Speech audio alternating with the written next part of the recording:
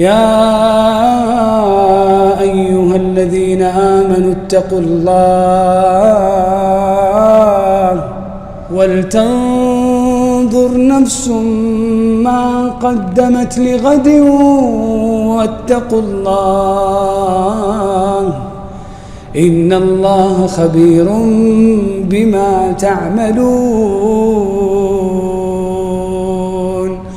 قتادة رحمه الله يعلق على هذه الآية فيقول: وما زال ربكم يقرب لكم الساعة حتى جعلها كغد. يا أيها الذين آمنوا اتقوا الله ولتنظر نفس ما قدمت لغد واتقوا الله إن الله خبير بما تعملون.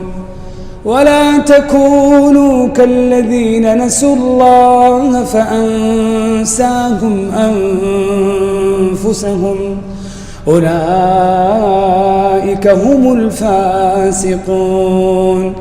لا يستوي أصحاب النار وأصحاب الجنة، أصحاب الجنة هم